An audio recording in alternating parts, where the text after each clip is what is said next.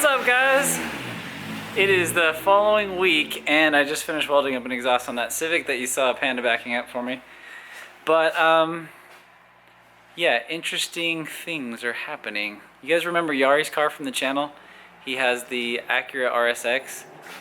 Well, we are selling that body off and switching him to a different body.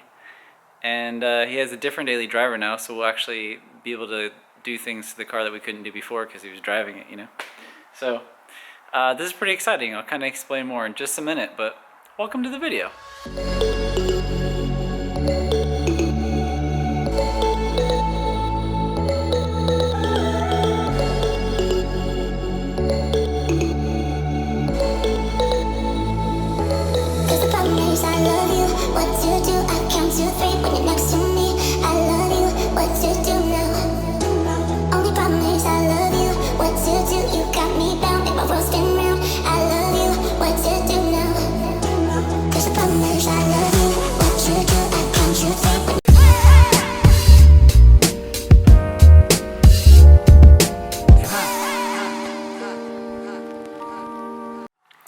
What's up, guys? I'm back. It's another week and we have the same problem this week as we had last week, where basically all the work I have in is Honda and Acura related, so hopefully that doesn't bother all of you too much.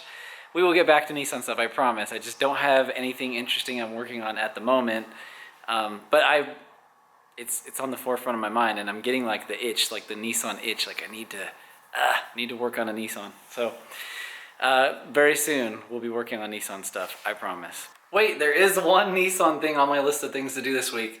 If you guys remember Raven from a few videos ago, we turboed his automatic 350Z. He was a little low on oil a couple weeks back, and it's been making like a ticking noise, and he's terrified that it might be rod knock, and I really hope it's not, but it might be. So I'm gonna go out to his house and try to take a look at it out there. Let's cross our fingers and hope that it's nothing catastrophic, because that car was just about like ready to go. It was really fun, and to have it rod knock now, just so early in the project, just that would suck. So let's hope. We'll go check it out right now. We're just gonna head out there. Like, ride with me if you ride with me, you can slide with me if you feel like 550 on the 5 sticky, come get high with me, that's a deal, right? Ride with me if you ride with me, you can slide with me if you... Holy crap, that's such a long drive to come see Raven. He lives like way out in the country. I just pulled up to his house right now, and it's kind of funny because he has a particular guard animal. Check it out. Let me see if I can zoom in. Oh, there it is. That's his front door, and that, my friends, is a guard horse. Well, here comes Mr. Raven now. Aha! Oh, careful. We don't want to let the guard horse escape. Oh, he has a freaking horse in his house. That's so amazing. That's a sweaty, dirty horse. I know, but horses are interesting because I don't have one. Ooh, I'm touching him. I'm touching the horse. Hello, nice horse. I'm sorry, you've got to understand, I've lived in a city like my whole life, pretty much, so. Whoa, oh gosh, he's looking at me.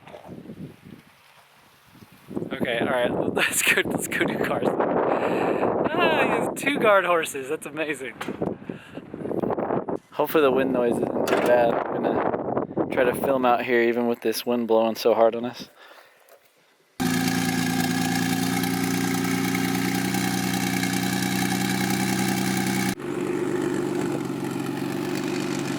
Look at this majestic beast in its natural habitat. So far I don't hear any bad noises, so Not bad, but it idles. we're gonna lightly drive it around the block and see what we hear.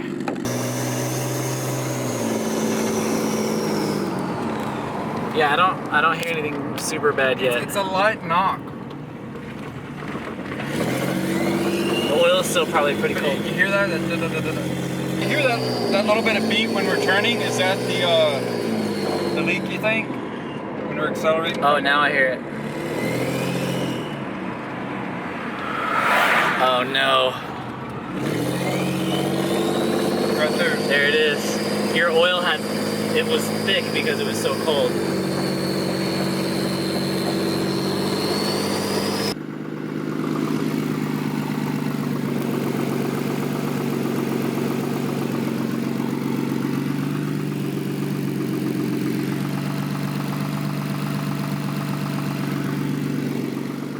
I would guess that you have a knock on those back rods. Freaking dang it, I'm pretty sure we got rod knock. That is not the news I wanted to hear. Dang it. Man, this sucks.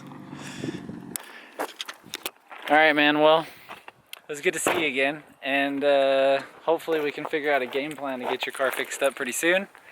But yeah, keep me posted. Let me know if you find a new motor or what we're doing. For sure.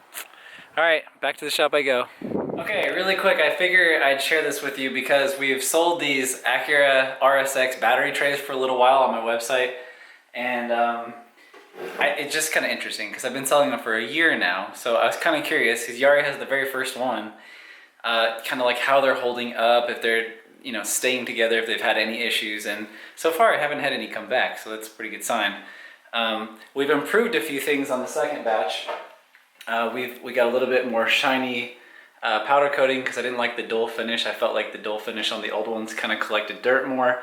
This way I feel like the water and dirt and grime kind of wicks off of it better.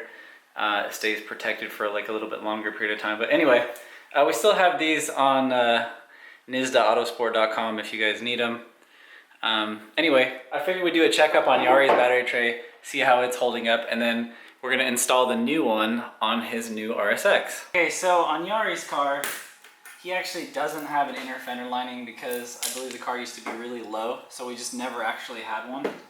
So his battery has just been kind of out in the elements this whole time. And I mean, it's probably not ideal, but it's worked. And it's basically, in my opinion, like the worst case scenario. Like if any of you have a battery tray in this same area as he does, you can kind of get a sense of what it would be like if you don't have a fender liner and you're worried about like the elements and water splashing on it and all that kind of stuff. Here's kind of what it looks like. As you can see, yeah, it's kind of as I figured. It's just kind of like dusty and dirty. Just kind of like wipes off anyway. But yeah, all the cabling still in perfect condition. It's really not changed. It's still just as strong as it was like the first day. No cracks or issues. I mean, it just really doesn't move, so nothing really happens. So, I don't know. I feel like the design has kind of proven itself at this point, and I really, really enjoy having it in this corner. I'm gonna quickly show you how to install these really quick since I have to do it on Yari's new car anyway. Okay, first thing is we just gotta take off the battery terminals really quick, and then we can get this thing out of the way. Okay, now that we got the battery tray out of the way, there's a couple of bolts here, and one down under, I believe. And the factory actual metal tray pan will come out. And we're gonna reuse these bolts to reattach the actual new battery tray. Okay, I used the bolts that I took out of the battery tray just to bolt that up really quick. And then the battery just basically sits right in this hole right here. After you have the battery tray bolted in, you basically just remove the factory ground bolt and add the new battery negative. And then when you put the battery in, you'll just attach it right here. Okay, now that we got our ground handled for the one side of the battery, the trickiest part is really dealing with the power side because it either basically has to run the length of the car all the way around and either connect to where the positive used to be, just bolting it together and like taping it up, or it needs to go all the way into the box, which is kind of hard because they use like special proprietary like little clip-in points. I mean, little small screw things. So it's really kind of challenging to connect the battery cable in a way that's clean and similar to factory.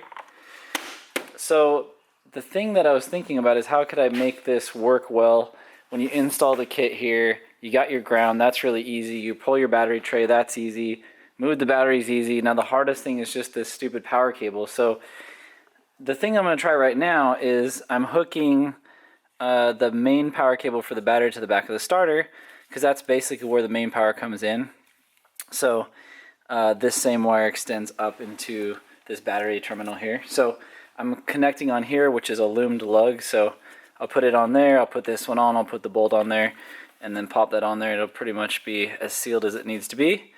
And then this will run down and underneath and around and kind of like through this frame hole here and onto the battery. Okay, there we go. Wires ran right up to the battery terminal. Ground's tightened on and everything like that. So basically just need to put the battery tie down on really quick, and that's it. That's all for the install. I just got to go ahead and put the intake manifold back on, and then you know, cover this with some tape so that it doesn't hit anything because it's still alive, and we should be good to go. Alright guys, well, we got that battery tray all installed and it works. Works super good. I'm pretty happy with it. In the meantime, we're just doing a bunch of other cleanup stuff. Yari's over here. It's the first time he's really got to work on his, you know, new car. So he's pretty excited just to be cleaning up some stuff. We're pulling out like some old like stereo wiring and like fixing some hoses that were kind of bad, and we're just slowly cleaning up, you know, all the maintenance stuff that hadn't really been tackled for a long time. Trying to figure out why these headlights are not working. But yeah, lots of little small issues. The cool thing is, I'm gonna let Yari tell you what we're gonna start doing next week. We're gonna put boost. We're gonna turbo it. We're gonna turbo it. That's what we do to everything. We turbo everything, literally. Hey guys, I'm back, and sometimes, you know, we have to re-dyno the cars that we worked on a while back. You guys remember this TR8 video? Well, we're here just doing the dyno today. We've got the actual owner, and Clint, who has been like the mastermind behind all these for so many years. And he's actually doing the dyno tune himself today. So he's actually doing really good. We're already making good numbers. Let's see what it makes on the dyno. Oh yeah, I should mention this one has like a bigger motor than the other one did. And it has like a bigger, fancier clutch and a little bit better transmission and stuff. So this one is meant to be, you know, used. It definitely takes some abuse probably.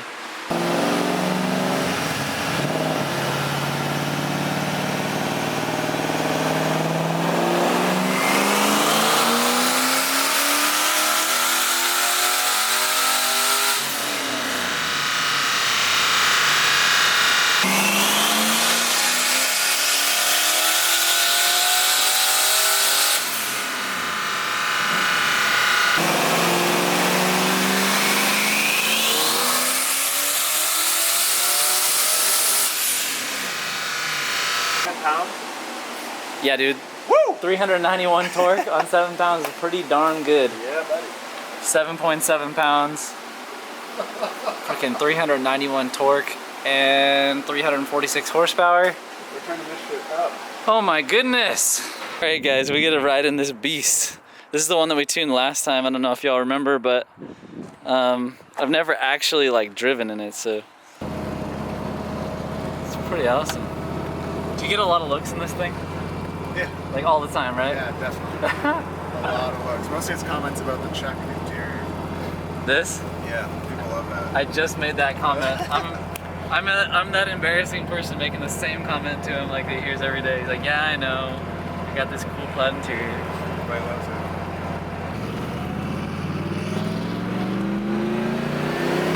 Whoa! Holy cow! That's pretty cool. Does it handle cool, or like we're gonna die on these corners? Oh, it handles good. Handles good? Alright, alright. Dang, look at that sucker.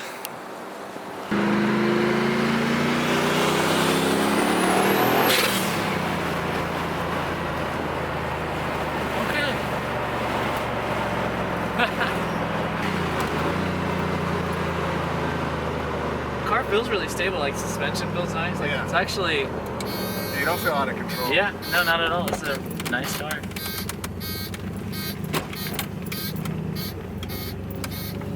Is that your blinker? Yep. That's the most annoying blinking sound I've ever heard. Okay, thumbs up for boost, thumbs down for weird blinky noise. We got on it in second gear and it started like breaking loose at like 60, not breaking loose, but started trying to trip the tires like 6,500. But this car, Yeah. like that takes a while to kind of feel like freight train. This is like instant. Instant freight train. This is gonna be a lot of car, dude. Needs more tire. It's gonna need a way fatter tire. 205 in something. Alright guys, I hope you liked this week's video and all the fun dynoing stuff we did, but I was going to share something with you before I go and before we end this video. Yari's car is, you know, we just finished transferring all the stuff from one car to the other, and now that we're getting ready to go boost, I thought I might do like a really cool comparison. So I thought I'd just give you a sneak peek of what's coming for the next like week or two. I spent a little extra money, it's not like a big deal, but I bought 2 different turbochargers for Yari's car, and I thought, why not test them back to back? They are identical eBay turbochargers from a company called USA, and one of them is a billet wheel and the other one is a cast wheel. And I thought it might be interesting to show everybody the difference, because when you look up online and you see these turbochargers, you think like, you know, here you go, T3, T4, here's the basic normal stuff, you know, that's probably good enough. But then now they have the exact same turbo, but with the billet wheel. And I thought it might be really interesting to see like the difference. I mean, physically they're identical. The only difference is that wheel. They're both journal bearing. They both have a 63AR housing. We'll get more into this next week. It will be interesting to see if it's worth spending your money. You know, this one's a little over $100 and this one's about $200. So this one's half as expensive as this one. You know, let's decide which one might be the actual best. I kind of love to get into this kind of comparison stuff. So, all right, I hope you guys enjoyed the video and we'll see you guys in the next one.